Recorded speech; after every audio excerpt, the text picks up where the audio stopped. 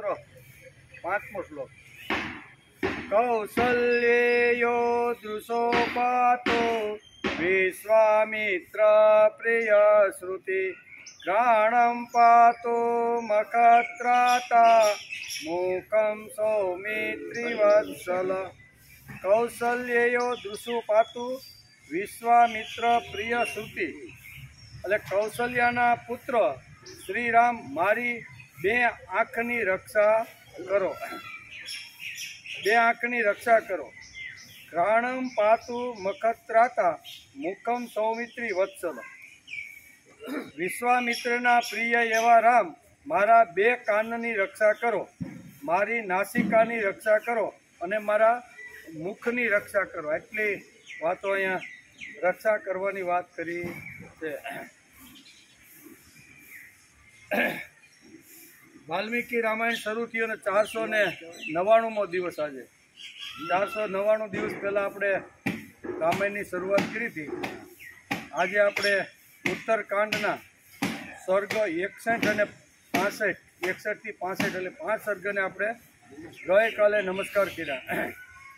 એમાં મધુને પ્રાપ્ત થયેલી વરદાન લવણાસુરનું બળ અને ઋષિ એ આ બધું વર્ણન રામને કર્યું. કેવું બળ છે, કેવો ખોરાક છે, એ બધું એનું વર્ણન કર્યું. શ્રીરામે ઋષિઓને આહાર વિહાર પૂછવા શત્રુઘ્નને લવણાસુરનો વધ કરવા માટે નિયુક્ત કરવો. શ્રીરામ દ્વારા શત્રુઘ્નનો રાજ્યાભિષેક અને લવણાસુરના શૂળથી બચવાનો પ્રયત્ન કેમ કરો એ બધું રામે એને સમજાવ્યું. સેનાને આગળ મોકલી ત્યાર પછી પોતે પ્રસ્થાન કર્યું. મહર્ષિ વાલ્મીકે શત્રુઘ્નને સુદાસ પુત્ર કલ્મસ પદની કથા સંભળાવી અને શત્રુઘ્ને પ્રણામ કરી અને પર્ણશાળામાં પ્રવેશ કરો. આટલી વાતો આપણે ગઈકાલે આપણે જોઈ હતી. આજે આપણી પ્રસોતાગારયજ્ઞમ જે રાત્રે શત્રુઘ્ને પર્ણશાળામાં પ્રવેશ કર્યો હતો એ જ રાતે સીતાજીએ 2 પુત્રોને જન્મ આપ્યો. ત્યાર પછી અડધી રાતના સમયે થોડા મુનિકુમારોએ વાલ્મીકીજી પાસે આવીને એમને સીતાજીના 2 પુત્રનો જન્મ થયો છે આવા શુભ સમાચાર મુનિકુમારોએ વાલ્મીકીજીને આપ્યા.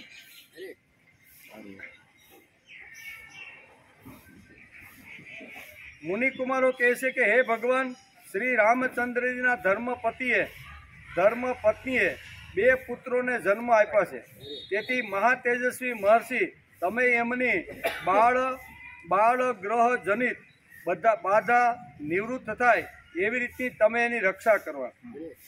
એ કુમારોની વાત સાંભળીને મહર્ષિએ સ્થાન પર ગયા. સીતા એ બંને પુત્રો બાળચંદ્રમા જેવા સુંદર અને દેવકુમાર જેવા મહાતેજસ્વી એને દેખાણા કે બાળપણ જ આવી રીતનું મહાતેજસ્વી અને સુંદર છે. વાલ્મીકીએ પ્રસન્ન ચિત્તે પ્રસૂતિ ગૃહમાં પ્રવેશ કર્યો અને એ બંને કુમારોને જોયા તથા એમના માટે ભૂતો અને રાક્ષસોનો વિનાશ કરનારી રક્ષાની વ્યવસ્થા કરવી. બ્રહ્મર્ષિ વાલ્મીકીએ એક દર્ભની કુશની જોડી અને એના અંશ લઈને એમના દ્વારા બાળકોની ભૂત બાધાનું નિવારણ કરવા માટે રક્ષા વિધિનો ઉપદેશ આપ્યો. વૃદ્ધ સ્ત્રીઓએ ત્યાં આવી આ બંને બાળકોને જે પ્રથમ ઉત્પન્ન થયો હતો એનું મંત્રો દ્વારા સંસ્કાર કરેલા આ કુશોથી એટલે કે દર્ભોથી માર્જન કરવું જોઈએ. આમ કરવાથી એ બાળકનું નામ કુશ પડ્યું. ગર્ભનો કેટલો પવિત્ર મહિનો અને આ બેમાં જે નાનો છે એનું નામ લવ એટલે થોડું ઘણું રહેલો અંશ છે એટલે અંશથી માર્જન કરવું જોઈએ. આથી એનું નામ લવ પડ્યું. એટલે મોટાનું નામ કુશ અને નાનાનું નામ લવ. આ બહુ સરસ છે. ફરી ગયો તો બહુ સરસ છે નામ વિધિનું. એ તો કે બ્રહ્મર્ષિએ એક દર્ભની કુશની જોડી તૈયાર કરી. એટલે આ દર્ભ આવે ને એની એક જોડી તૈયાર કરી. એના અંશ લઈને એમના દ્વારા બાળકોની ભૂત બાધાનું નિવારણ કરવા માટે રક્ષા માટે. રક્ષા વિધિનો ઉપદેશ કરવો. ગણપતિ રક્ષા કરી. ઘણીવાર આપણે ત્યાં બાળક જન્મ હોય બહુ સુંદર હોય અને ક્યાંય રમવા જતો હોય ને તો મા પછી હાડલામાં કંઈક થોડુંક લઈ અને એની ઉતારે ને હે આજે પણ છે જ એવું. તો એ જ પ્રક્રિયા અહીંયા છે. નિષ્પાપ વૃદ્ધ સ્ત્રીઓએ એકાગ્ર ચિત્તે મુનિના હાથમાં રક્ષાના સાધન એ 2 કુશ ગર્ભ લઈ લીધા અને એનાથી એ બંને બાળકોનું માર્જન પણ કરી દીધું. જ્યારે વૃદ્ધ સ્ત્રીઓ આમ રક્ષા કરવા લાગી એ સમયે અડધી રાત્રે શ્રીરામ અને સીતાના નામ ગોત્રના ઉચ્ચારનો ધ્વનિ તૃતીયામાંથી બહાર નીકળવા લાગ્યો. આ જે વખતે એનો જન્મ થયો એ વખતે આવી રીતના શ્રીરામ અને સીતાના નામના ગોત્રનો, આપણે કેમ કે કશ્યપ ગોત્રોત્પન્નો, કોઈને પોતાનું ગોત્ર યાદ ન હોય તો એના માટે કશ્યપ ગોત્ર વપરાય છે. નહીં તો દરેક માણસને ગોત્ર તો હોય જ છે, પણ કદાચ આપણે પૂજા કરવા માટે યજ્ઞોપવિત વિધિ કરવાની હોય ને ત્યારે આ બધી વાતો એમાં આવે. ગોર મહારાજ કહે છે ગોત્રનું નામ લ્યો. કશ્યપ થી ચાલુ થયું ને એટલા માટે એટલે કશ્યપનું નામ આવ્યું. કશ્યપ ધરતીના પિતા શ્રીરામ અને સીતાના નામ ગોત્રના ઉચ્ચારણનો ધ્વનિ શત્રુઘ્નના કાનમાં પડ્યો. અને એમને સીતાએ એ 2 પુત્રનો જન્મ આપ્યાના સમાચાર મળ્યા.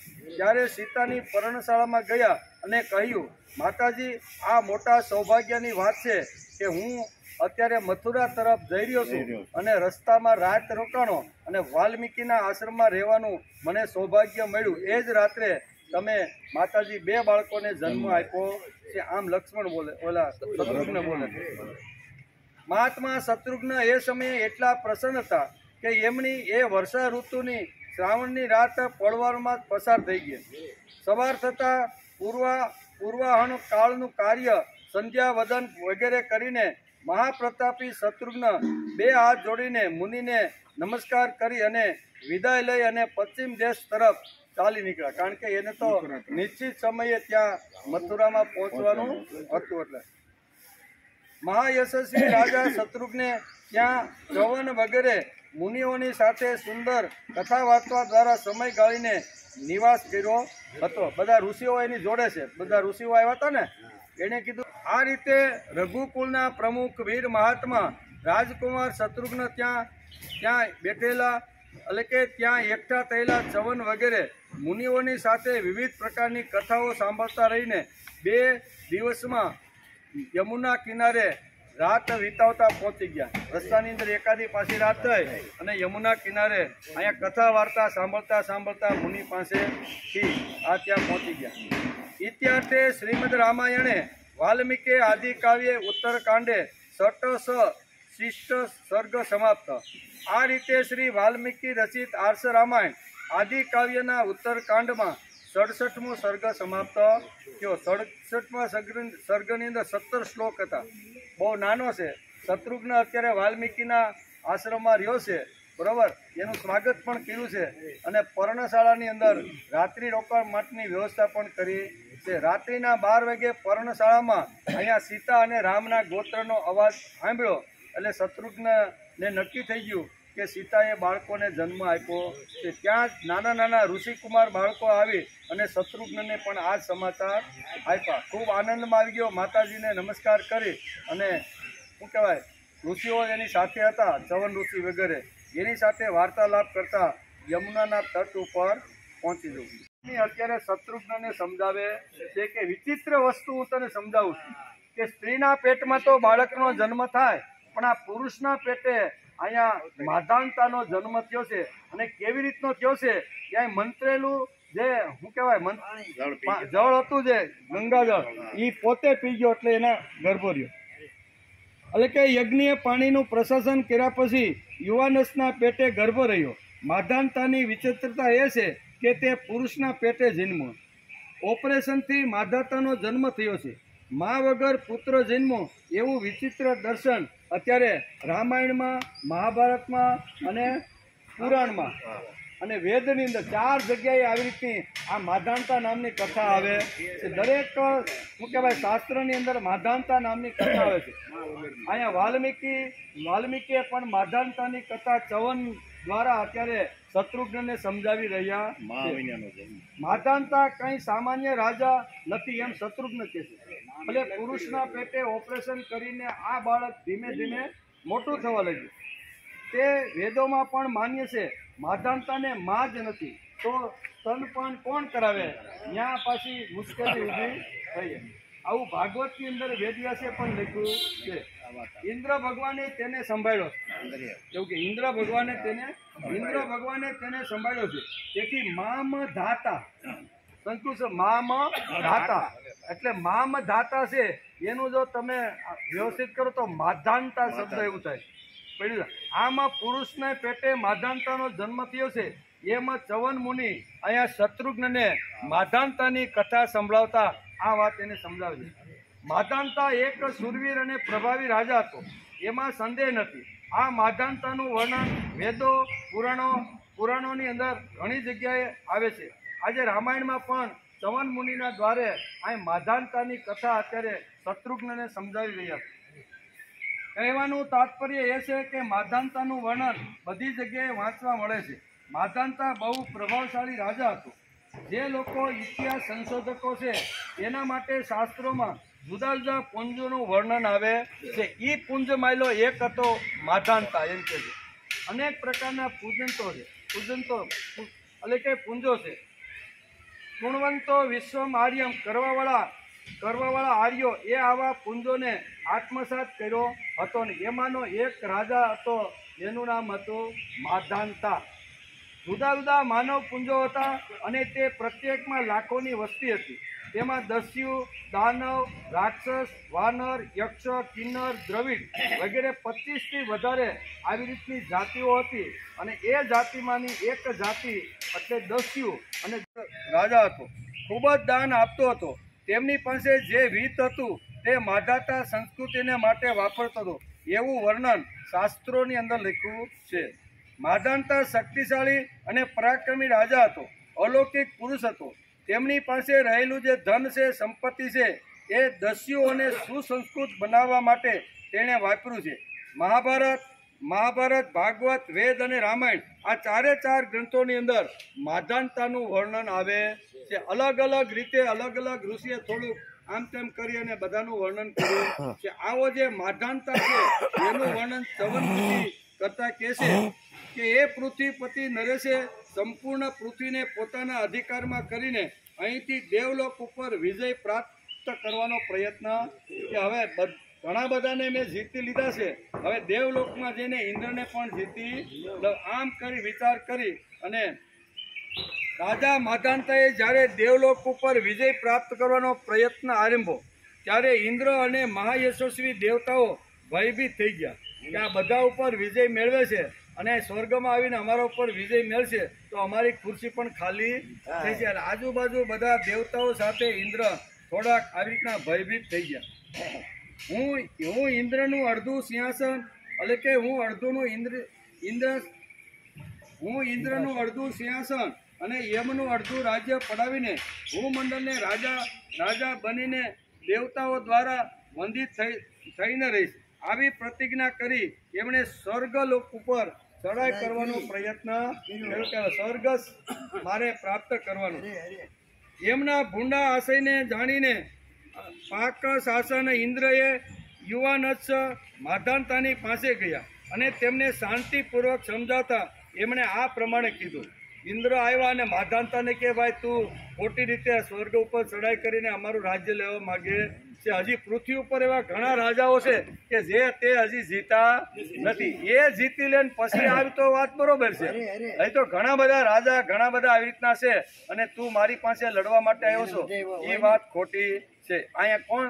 ઇન્દ્ર ભગવાન કહે એટલે કે એમના ભૂંડા હશે એ પુરુષ પ્રવર હજી તમે સંપૂર્ણ મૃત્યુલોકના પણ રાજા બન્યા નથી અને સ્વર્ગ ઉપર ચડાઈ કરવાની વાત તમે શા માટે કરો છો?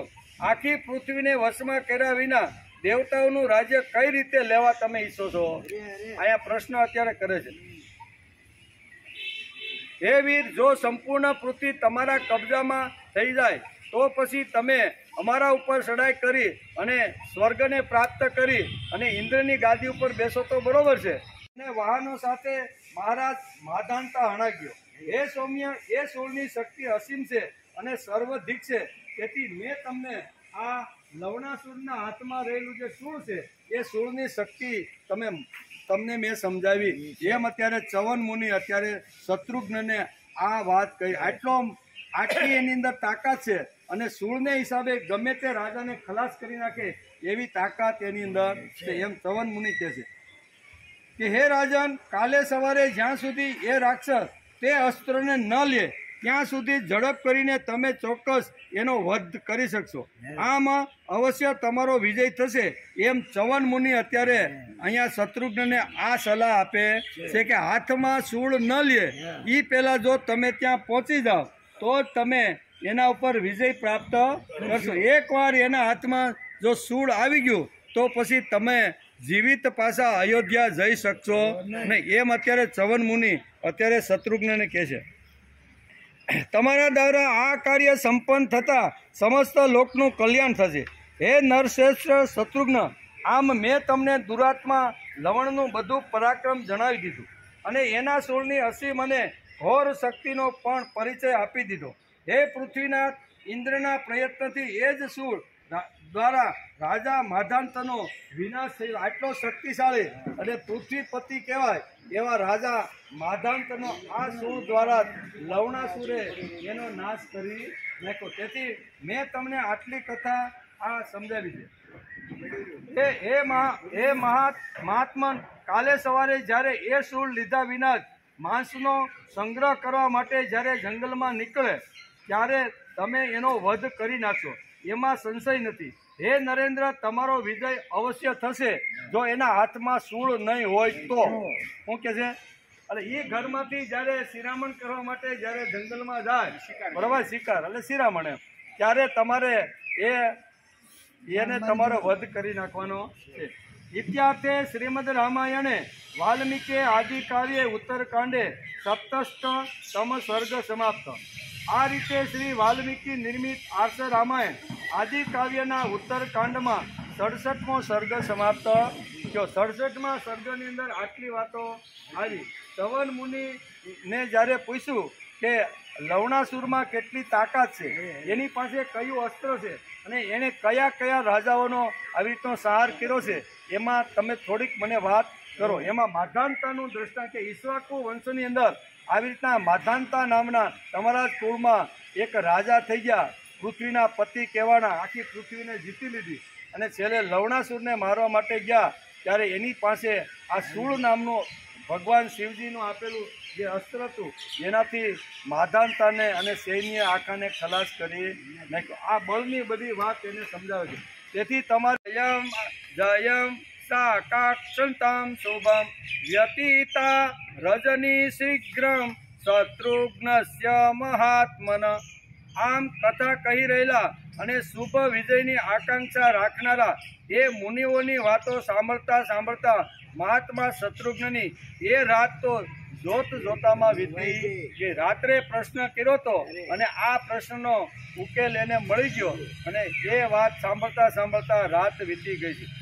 ત્યાર પછી નિર્મળ પ્રભાત થતા ભક્ષ્ય પદાર્થ અને ભોજનની ઈચ્છાથી પ્રેરિત થઈને એ વીર રાક્ષસ પોતાના નગરની બહાર નીકળ્યો. દરમિયાન વીર શત્રુઘ્ન યમુના નદીને પાર કરીને હાથમાં ધનુષ્ય બાણ જે ભગવાન શ્રીરામે આપેલું હતું તે લઈને મધુપુરીના દરવાજે આવી અને ઊભા થઈ ગયા. પણ નગરી હતી મધુપુરી નામની જે નગરી, એના દરવાજે આવીને ઊભા રહી. ત્યાર પછી મધ્યાહન થતા એ ક્રૂર કર્મ રાક્ષસ હજારો પ્રાણીઓનો ભાર વેંઢારતો ત્યાં આવ્યો. તે સમયે એણે શત્રુઘ્નને અસ્ત્ર શસ્ત્ર લઈને દ્વાર પર જોઈને એ રાક્ષસે એમને કહ્યું કે હે નરાધમ, આ હથિયારથી તું મારું શું કરી શકવાનો છો? તારા જેવા હજારો અસ્ત્ર શસ્ત્રધારી મનુષ્ય અને રાજાઓને મેં ખલાસ કરી નાખ્યા છે.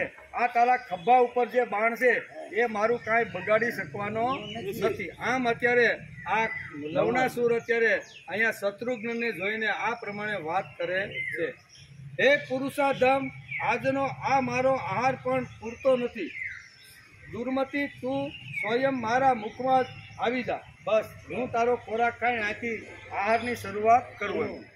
એ રાક્ષસ આવી વાતો કહેતો રહીને વારંવાર હસી રહ્યો હતો. એ જોઈને પરાક્રમી શત્રુઘ્નની આંખોમાંથી રોષના કારણે અશ્રુપાત થવા લાગ્યો. રોષને વશ થયેલા મહામનસ્વી શત્રુઘ્નના બધા અંગોમાંથી તેજના કિરણો પ્રભાવિત થવા લાગ્યા.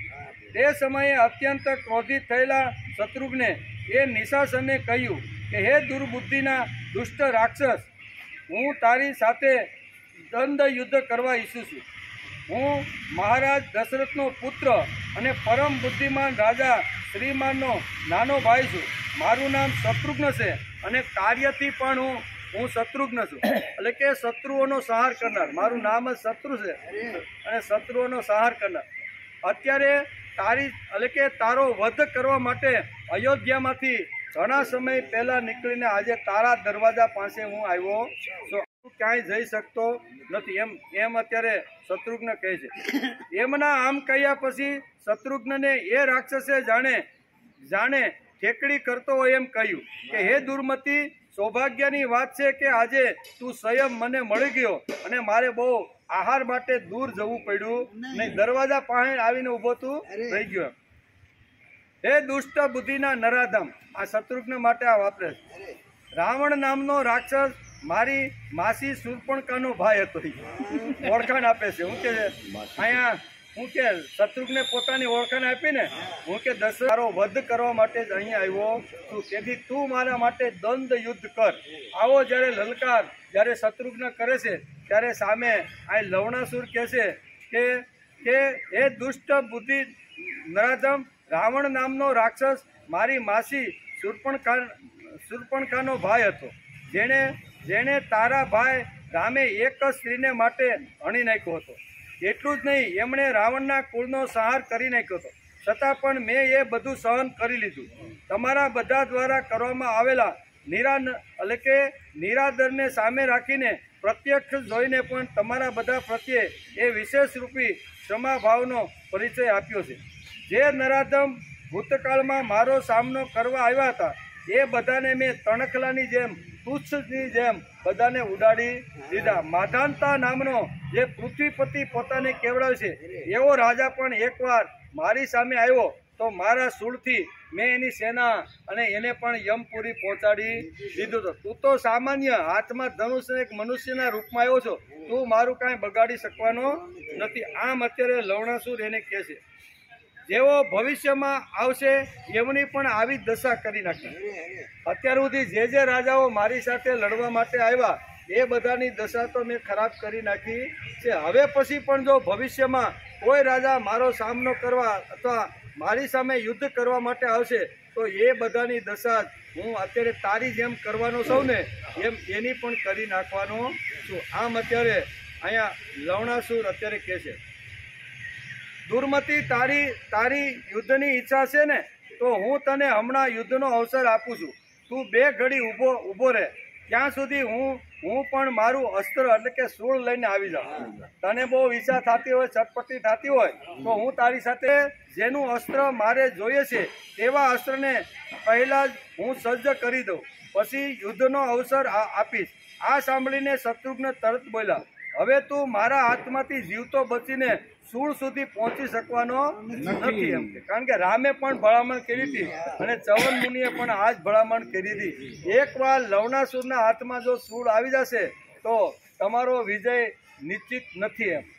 જોઈ લે, આ જોવા માટેનો તારો છેલ્લો અવસર છે એમ શત્રુઘ્ને અત્યારે અહીંયા લવણાસુરને પડકાર કહેતો કે તારે જેટલું જોવું એટલું ચારે બાજુ નજર ફેરવી લે અને જોઈ લે, સારી પીઠે જોઈ લે. હું વિવિધ પ્રકારના બાણો દ્વારા તું જ પાપીને હમણાં જ યમરાજ પાસે પહોંચાડી દીધું. કેમ કે તું ત્રણેય લોકનો અને રઘુનાથજીનો પણ શત્રુ છે. રઘુનાથજીનો શત્રુ છો, 3 લોકનો શત્રુ છો અને ઋષિઓનો પણ તું શત્રુ છો. આમ શત્રુઘ્ન અત્યારે કહે છે. ઇતિહાસે શ્રીમદ રામાયણે વાલ્મીકીએ આદિ કાવ્ય ઉત્તર કાંડે ષષ્ઠ સર્ગ સમાપ્ત.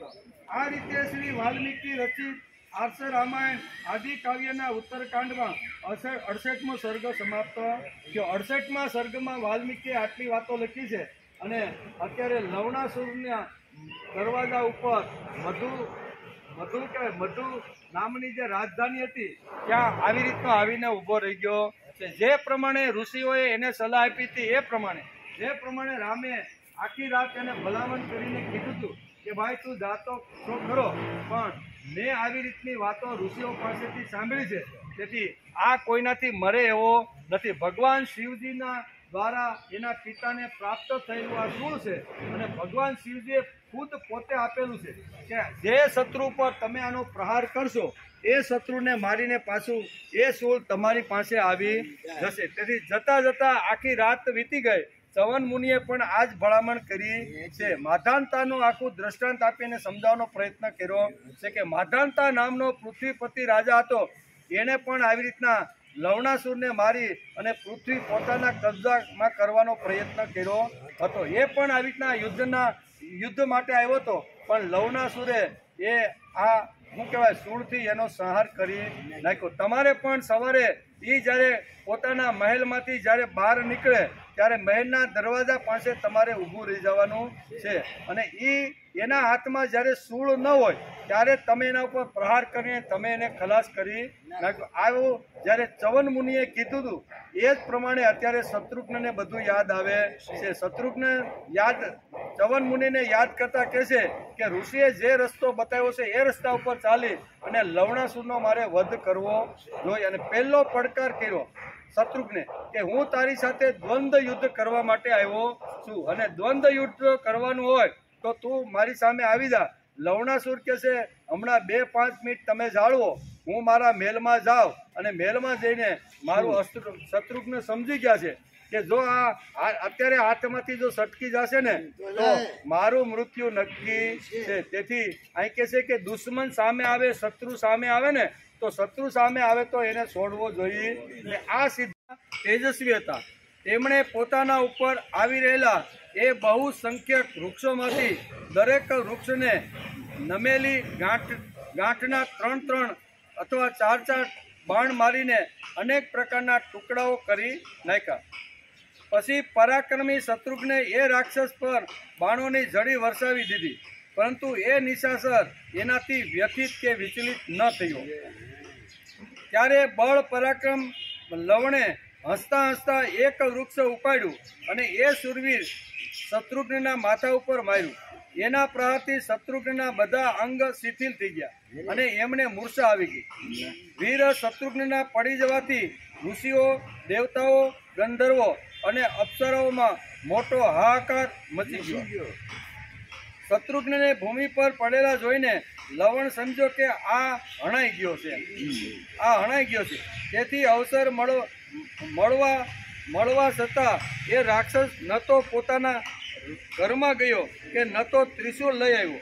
એમણે ધરાશયી થયેલા જોઈને મૃત્યુ પામેલા સમજીને એ પોતાના ભોજન સામગ્રીને એકઠી કરવા માટે જંગલ તરફ ચાલવા લાગ્યો. એને એમ થયું કે મેં વૃક્ષોનો પ્રહાર કર્યો છે અને શત્રુઘ્નના ભાનમાં આવી ગયા. એ અસ્ત્ર શસ્ત્ર લઈને ફરી નગરના દ્વારે આવી અને ઊભા રહી ગયા. ત્યારે ઋષિઓએ એમને બહુ પ્રશંસા કરી. ત્યાર પછી શત્રુઘ્ને એ દિવ્ય, અમોઘ અને ઉત્તમ બાણને હાથમાં લીધું, જે પોતાના પ્રખર તેજથી પ્રજ્વલિત થઈને 10 દિશાઓમાં જાણે વ્યાપ્ત થઈ ગયું હતું. એનું મુખ અને વેગ વજ્ર જેવો હતો. એ મેરુ અને મંદ્રાચલ જેવું ભારે હતું. એની ગાંઠો નમેલી હતી તથા એ કોઈ પણ યુદ્ધમાં પરાજિત થનારું એની પાસે બાણ હતું. એનું સંપૂર્ણ અંગ રક્ત રૂપી ચંદરથી અર્ચાયેલું હતું. પાંખો સુંદર હતી. એ બાણ દાનવરાજ રૂપી પર્વતરાજે અને અસુરો માટે એક બાણ ભયંકર હતું. પ્રલયકાળ ઉપસ્થિત થતાં જ એ પ્રજ્વલિત થયેલા કાલાગ્નિ જેવું ઉદ્દીપ્ત થઈ ગયું હતું. એને જોઈને બધા પ્રાણીઓ ત્રસ્ત થઈ ગયા. દેવતાઓ, અસુરો, ગંધર્વો, મુનિઓ અને અપ્સરાઓ સહિત સંપૂર્ણ જગત અસ્વસ્થ થઈને બ્રહ્માજી પાસે પહોંચી ગયા. જગતના એ બધા પ્રાણીઓએ વરદાન આપનારા દેવ દેવેશ્વર પિતામહ બ્રહ્માજીને કહ્યું કે હે ભગવાન, સમસ્ત લોકના સહારની સંભાળવાની દેવતાઓ પર પણ સંભાળનાર દેવતાઓ ઉપર પણ આજે દેવતાઓ ઉપર પણ ભય અને મોહ સવાઈ ગયો છે. હે દેવ, ક્યાંક જઈને રામને મળવું. હતે તું લવણે દેવા સેન્દ્રાસાગ્નિ પુરોગમા ઊંચું સુમધુર વાણી શત્રુઘ્નમ શત્રુતાપનમ. લવણાસુર રણંગે જતા ઇન્દ્ર અને અગ્નિ વગેરે દેવતાઓએ આવીને શત્રુઓને સંતાપનાર શત્રુઘ્નને અત્યંત મધુર વાણીમાં આ રીતે કીધું કે હે વત્સ, સૌભાગ્યની વાત છે કે તમને વિજય પ્રાપ્ત થયો છે અને લવણાસુર હરાઈ ગયો છે. ઉત્તમ વ્રતનું પાલન કરનારા હે પુરુષ સિંહ, તમે અમારી પાસેથી કંઈક વરદાન માગવાનું. મહાબાહુ, અમે બધા તમને વરદાન આપવા માટે અહીં આવ્યા છીએ. અમે તમારો વિજય ઈચ્છતા હતા. અમારા દર્શન અમોઘ છે, તેથી અમારી પાસેથી તમે કોઈ વરદાન માગો નહીં. દેવતાઓની આ વાત સાંભળીને મનને વશમાં રાખનાર સુરવીર મહાબાહુ શત્રુઘ્ન માથા પર હાથ જોડીને આમ બોલ્યા કે હે દેવતાઓ, આ દેવ નિર્મિત રમણી મધુપુરી સત્વરે મનોહર રાજધાની રૂપે વસી જાય. આ જ મારે માટે તમારા માટેનું શ્રેષ્ઠ વરદાન છે. તમારે જો વરદાન આપવાનું હોય તો આ મધુપુરી નામની જે નગરી છે એ સારી રીતે વસી જાય. ત્યારે દેવતાઓએ એ રઘુકુળ નંદન શત્રુઘ્ન પર પ્રસન્ન થઈને કહ્યું, બહુ સારું, એમ જ થાઓ. આ રમણીપુરી અવશ્ય સુરવીરોની તેનાથી સંપન્ન થઈ જશે. આમ કહીને મહામનસ્વી દેવતાઓ એ સમયે સ્વર્ગમાં ચાલ્યા ગયા. મહાતેજસ્વી શત્રુઘ્ને પણ ગંગા તટ પરથી પોતાની એ સેનાને પાછી બોલાવી લીધી. શત્રુઘ્નનો આદેશ મળતા જ એ સેના સત્વરે આવી પહોંચી. શત્રુઘ્ને શ્રાવણ માસથી એ પુરીને વસાવવાનો આરંભ કરી દીધો. ત્યારથી 12મા વર્ષ સુધી એ પુરી તથા એ સુરસેન રાજ્ય સંપૂર્ણપણે વસી ગઈ. ત્યાં ક્યાંય કોઈનો ભય ન હતો. એ દેશ દિવ્ય સુખ સુવિધાનું સંપન્ન હતું. ત્યાંના ખેતરો ખેતીથી હરાભરા રહેતા હતા. સમયસર વરસાદ પડતો હતો. સમય અમુક પ્રકારના વાયુ અને આવી રીતનો ઋતુઓ અનુકૂળ બધી જ ઋતુઓ અનુકૂળ હતી. શત્રુઘ્નના બાહુબળથી સુરક્ષિત મધુપુરી નિરોગી તથા વીર પુરુષોથી ભરચક હતી. એ પુરી યમુના તટે અર્ધચંદ્રાકાર વસી હતી અને અનેક સુંદર આવાસ, ચોરા, બજાર તથા ગલીઓથી સુશોભિત હતી. એમાં 4 વર્ણના લોકો નિવાસ કરતા હતા. વિવિધ પ્રકારના વેપાર ધંધા અને શોભા વધારતા હતા. આવું સુંદર મજાનું ગાન સાંભળી અને શત્રુઘ્ન આશ્ચર્યચકિત થઈ ગયા છે. એ પ્રસંગ આજે આપણે જોવાનો છે. તતો દ્વાદશમે વર્ષે શત્રુઘ્નો રામ વાલિતા અયોધ્યામ ચકમે ગંતો ઋત્ય બલાનુગરાત.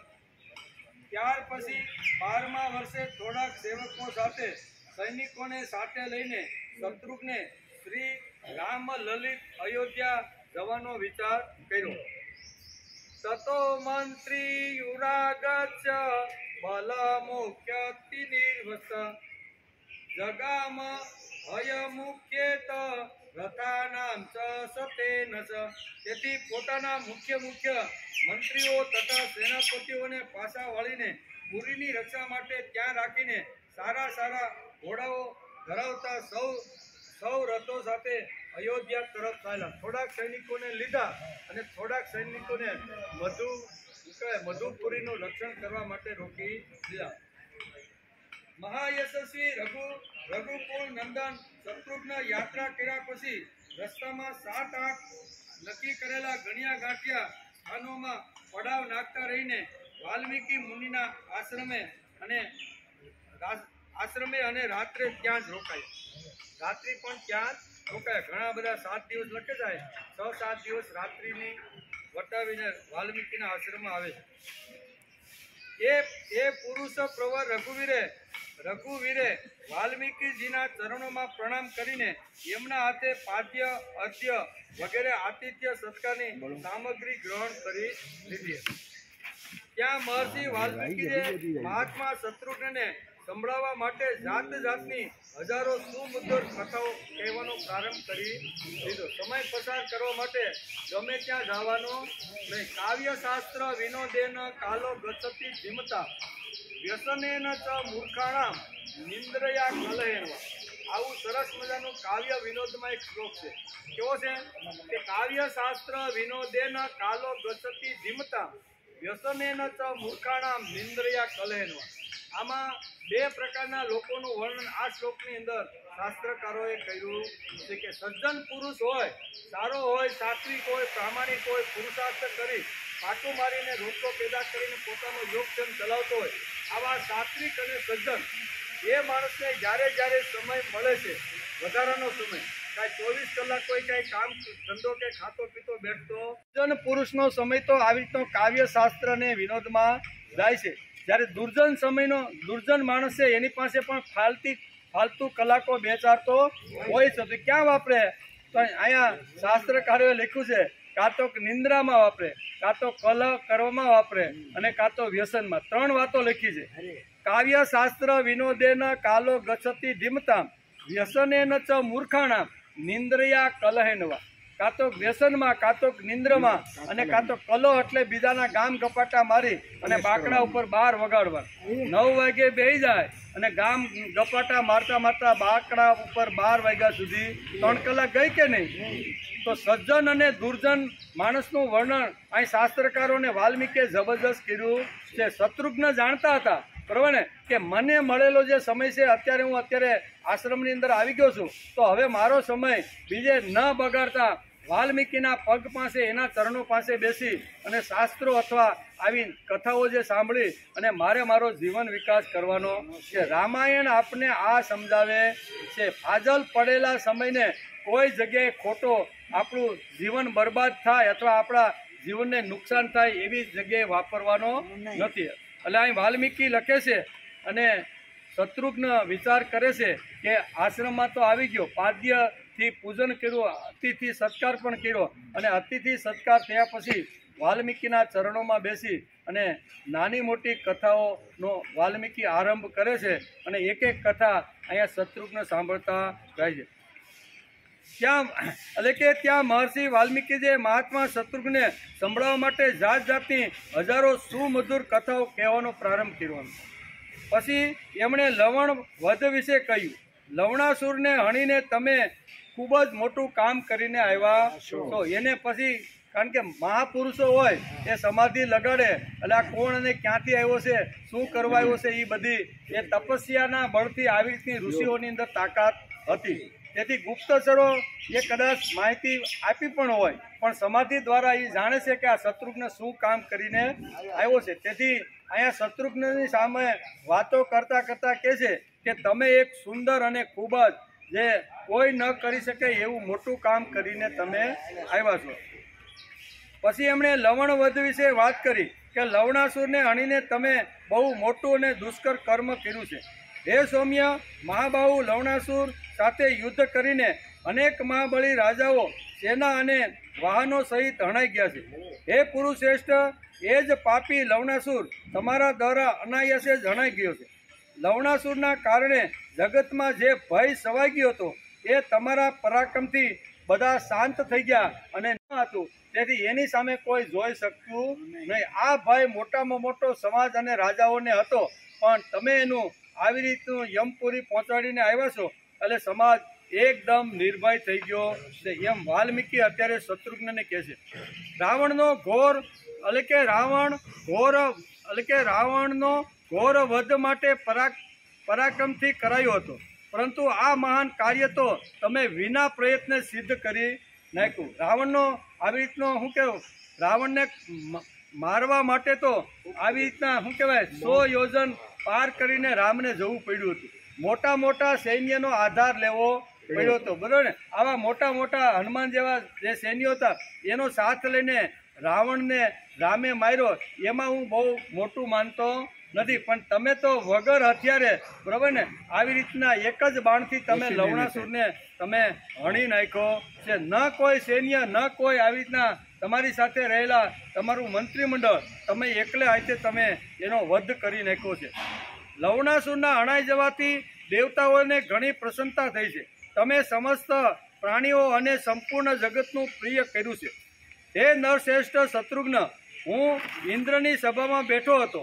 જ્યારે એ વિમાનકાર સભા યુદ્ધ જોવા માટે આવી ત્યારે ત્યાં બેઠે બેઠે મેં પણ તમારા અને લવણના યુદ્ધની સારી પેઠે ત્યાં બેઠા જોઈ લીધું. કારણ કે દિવ્ય દ્રષ્ટિ દરેક મહાપુરુષ પાસે હોય જ છે. એ દિવ્ય દ્રષ્ટિથી બધું આવી રીતનું જોઈ શકે છે. તેથી કે જે વખતે તમારા બંનેનું યુદ્ધ હાલતું હતું એ વખતે દેવતાઓ વિમાન લઈને ત્યાં તમારા ઉપર પુષ્પ વૃષ્ટિ કરવા માટે આવતા હતા. મેં આંખો બંધ કરી દિવ્ય દ્રષ્ટિથી તમારા બંનેનું યુદ્ધ મેં સારી પેઠે જોઈ લીધું. એ શત્રુઘ્ન, મારા હૃદયમાં પણ તમારા માટે બહુ પ્રેમ છે. તેથી હું તમારું મસ્તક સૂંઘીશ. આ જ સ્નેહની પરાકાષ્ઠા છે. આમ કહીને પરમ બુદ્ધિમાન વાલ્મીકીએ શત્રુઘ્નનું મસ્તક સૂંઘ્યું અને એમનો તથા એમના સાથીઓનો આતિથ્ય સત્કાર કર્યો. રામાયણની અંદર, મહાભારતની અંદર જ્યારે જ્યારે આપણે ઘણા પ્રસંગોમાં જોઈએ છીએ ત્યારે આપણે પણ ઘણીવાર શંકા ઊભી થાય છે કે જ્યારે જ્યારે આવી રીતના બે મહાપુરુષો મળતા હોય છે ત્યારે એનું માથું સૂંઘે છે. તો માથું શા માટે સૂંઘે છે ભાઈ? આપણે ક્યારે વિચાર કર્યો? અહીંયા વાલ્મીકી કહે છે કે હું આજે તમારું માથું સૂંઘવાનો છું. માથામાં એવું શું છે ભાઈ કે આવી રીતના ઋષિઓ પણ, આવી રીતના જે રાજાઓ છે એ રાજાના પણ માથા સૂંઘતા રહેલા છે. તો એની અંદર કંઈક કરામત તો હશે જ ને. કારણ કે માથાની અંદર આપણે ઘણીવાર કહીએ ને કે મન આપણું ક્યાં છે? મન અને જે બુદ્ધિ છે ભગવાને આપણા કપાળ કે ડોકથી ઉપરના ભાગની અંદર ભગવાને બહુ વ્યવસ્થિત રાખેલી વસ્તુ છે. અને મન અને બુદ્ધિ જે છે ને એ મન અને બુદ્ધિથી જ માણસ પોતાનો જીવન વિકાસ કરી શકે છે. એટલે કે મસ્તકની અંદર ભરેલી જે બુદ્ધિ છે એ બુદ્ધિને હું નમસ્કાર કરું છું. એનો અર્થ એવો થાય કે તમે સારી રીતે બુદ્ધિ વાપરી અને એક જ બાણથી તમે લવણાસુરને મારી નાખો. ન સૈન્ય હતું કે ન સ્વયં સેવકો હતા કે ન તમારી પાસે બીજા કોઈ રથ કે આવી રીતનું હતું. તમે એક જ આવી રીતના બાણથી લવણાસુરને તમે મારી નાખો. આ એ નરશ્રેષ્ઠ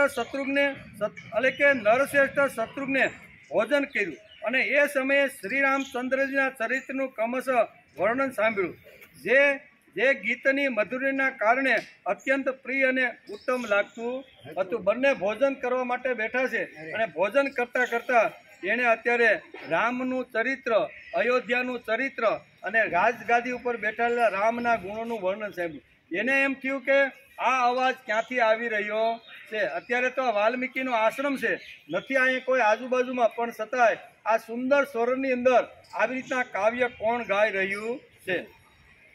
તે સમયે એમને જે રામચરિત સાંભળવા મળ્યું એ પહેલેથી જ કાવ્યબદ્ધ કરી લેવામાં આવ્યું હતું. આ કાવ્યગાન વીણાના લય સાથે થઈ રહ્યું હતું. હૃદય, કંઠ અને માધુર્ય હતું. એ ત્રણ સ્થાનોમાં એ મદ્ર, મધ્યમ અને તાર સ્વરના ભેદથી આ ગાન ગાવામાં આવી રહ્યું હતું. સંસ્કૃત ભાષામાં રચાયેલું આ કાવ્ય વ્યાકરણ, છંદ અને સંગીત શાસ્ત્રના લક્ષણોથી સંપન્ન થયું હતું. આ ગાનોચિત તાલની સાથે ગાવામાં આવતું હતું. એ કાવ્યના બધા અક્ષર અને વાક્ય સત્ય ઘટનાનું પ્રતિપાદ કરાવતા હતા. એક એક જે શ્લોક બોલાતો હતો, એક એક કાવ્યના જે સુર હતો એ અત્યારે અહીંયા સત્ય ઘટનાનું પ્રતિપાદ કરાવતા હતા. અને પહેલાં જે ઘટનાઓ ઘટી ચૂકી હતી એમનો યથાર્થ પરિચય આપી રહ્યા હતા. એ અદ્ભુત કાવ્યગાન સાંભળીને પુરુષે શત્રુઘ્ન મૂર્છિત થઈ જેવા થઈ ગયા કે આ ગાન તો અયોધ્યાનું જ, અને અયોધ્યાની ગાદી ઉપર અત્યારે ચક્રવર્તી રાજા જે રામ બેઠા છે એના જ ગુણોનું વર્ણન, એની પ્રજાનું વર્ણન, એની અયોધ્યાની શેરીઓનું વર્ણન આ શ્લોકોની અંદર અત્યારે હું સાંભળી રહ્યો છું. એને એમ થયું કે આવું મધુર કાવ્ય અને વાલ્મીકીના તપોની અંદરથી કોઈ જગ્યાથી આવી રીતના સૂર એને સંભળાય છે. એમ અહીં વાલ્મીકી લખે છે અને વાલ્મીકીના તપોની અંદર શત્રુઘ્ન આ કાવ્ય સાંભળે છે. એ 2 ઘડી સુધી અચેત જેવા થઈને વારંવાર લાંબો શ્વાસ ખેંચતા રહ્યા. એ ગાનમાં એમણે વીતી ગયેલી વાતોને વર્તમાનની જેમ સાંભળી. રાજા શત્રુઘ્નના જે સાથી હતા તેઓ પણ એ ગીત સંપત્તિને સાંભળીને શત્રુઘ્નના સૈનિકો ત્યાં ઊભા હતા. તેઓ પરસ્પર કહેવા લાગ્યા, આ શી વાત છે? આ સમજાતું નથી. આ તો અયોધ્યાને આ જે કઈ કાવ્યના સૂર જે કાન સાથે અત્યારે અથડાય છે, આ કાવ્યની કડી કડીમાં તો આ બધું આવે છે. આ તો એના સૈનિકો પણ અવાક થઈ ગયા. એના સૈનિકો પણ આવી રીતના અવાક થઈ ગયા. આપણે બધા ક્યાં છીએ? આપણે અયોધ્યામાં તો નથી આવ્યા ને? એમ આપણે આ કોઈ સ્વપ્ન તો જોતા નથી ને? જે વાતોને આપણે પહેલા જોઈ ચૂક્યા છીએ એમને જ આ આશ્રમમાં એવી ને નવી વાતો આપણે સાંભળી રહ્યા. જે આપણે જોઈ ચૂક્યા છીએ અયોધ્યાની અંદર, જોઈને જ આપણે 12 વર્ષ પહેલા આપણે અહીંયા આવ્યા ત્યારે જોયું હતું, એ જ ગાન અત્યારે અમે સાંભળી રહ્યા છીએ. શું આ ઉત્તમ ગીત રચનાને આપણે સ્વપ્નમાં સાંભળી રહ્યા છીએ? આ સ્વપ્ન તો નથી ને? એટલે બધા સૈનિકો પોતાની જે અંગૂઠો આંગળીથી મોઢામાં નાખીને દાંત હારે ભીસે છે. એ કિનારે સ્વપ્ન તો નથી, આ તો જાગૃત અવસ્થાની અંદર આ બધું થઈ રહ્યું છે. શું આ ઉત્તમ ગીત રચના આપણે સ્વપ્નમાં સાંભળી રહ્યા નથી ને? પછી અત્યંત વિસ્મિત થઈને તેઓ શત્રુઘ્નને કહેવા લાગ્યા, કારણ કે શત્રુઘ્ન પણ સાંભળતો હતો.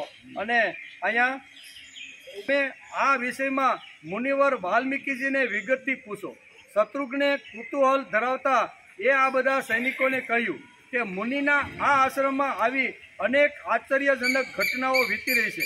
અસંખ્ય બાળકો અહીંયા વિદ્યાભ્યાસ અને વેદો ભણવા માટે હજારો બાળકો અહીંયા આશ્રમની અંદર આવ્યા છે. એમના વિશે વાલ્મીકી આપણે કંઈ પૂછીએ એ ઉચિત નથી. હજારો બાળકો અહીંયા આવ્યા છે ને ક્યાંથી કઈ કુટીરમાંથી દૂરથી આ સ્વર આવે છે એ હવે આપણે એને પૂછીને આપણે કેમ નક્કી કરી શકીએ? કુતૂહલવશ મહામુનિ વાલ્મીકી પાસેથી આ વિશે જાણ્યું કે પૂછવું ઉચિત નથી. અત્યારે તો એને પૂછવું ઉચિત નથી. એમ કે કોણ ગાય છે, કેમ પોતાના સૈનિકોને આમ કહીને રઘુકુળ નંદન શત્રુઘ્ન મહર્ષિને પ્રણામ કરીને પોતાના તંબુમાં ચાલ્યા ગયા. શું છે હવે કેમ અયોધ્યાની નગરીમાં જે વ્યવસ્થાઓ નિર્માણ કરી હતી એનું જ આ ગાન છે. પણ અમે આ સમજી રહ્યા નથી અયોધ્યામાં સહી કે અત્યારે વાલ્મીકીના આશ્રમમાં છે. આ કંઈ પૂછી શકતા નહોતા. તેથી ઇતિહાસે શ્રીમદ રામાયણે વાલ્મીકીએ આદિ કાવ્ય ઉત્તરકાંડે 137 સર્ગ સમાપ્ત. આ રીતે શ્રી વાલ્મીકી નિરૂપિત આર્ષ રામાયણ આદિ કાવ્યના ઉત્તરકાંડમાં 71મો સર્ગ સમાપ્ત થયો. 71મા સર્ગની અંદર 12 વર્ષ ત્યાં લવણાસુરને માર્યા પછી ત્યાં શું કહેવાય મધુપુરી નામની નગરી વસાવી, દેવતાઓનો આશીર્વાદ મળ્યા. અને પછી થયું કે ભાઈ 12 વર્ષ વીતી ગયા છે, હવે રામને મળવા માટે મારે જવું જોઈએ. તેથી અયોધ્યામાં આવવા માટે થોડાક સૈનિકો લીધા અને મધુપુરીનું રક્ષણ કરવા માટે થોડાક સૈનિકોને ત્યાં પણ રાખ્યા. રસ્તાની અંદર અનેક પ્રકારની રાતો રોકાણા. બરાબર, વાલ્મીકીના તપોવનમાં આવે છે, હજારો વિદ્યાર્થીઓ ત્યાં ભણે છે અને આવું દ્રશ્ય એની આંખની સામે આવે છે. અને અહીંયા પાદ્ય પૂજન કરીને અતિથિ સત્કાર પણ અહીંયા શત્રુઘ્નનો વાલ્મીકી કરે છે. સાથે બેઠા છે, વાર્તાલાપ થાય છે, નવી કહાની, નવી વાર્તાઓ, નવા ચરિત્રો વાલ્મીકી અત્યારે અહીંયા શત્રુઘ્નને સમજાવતા રહેલા છે. આ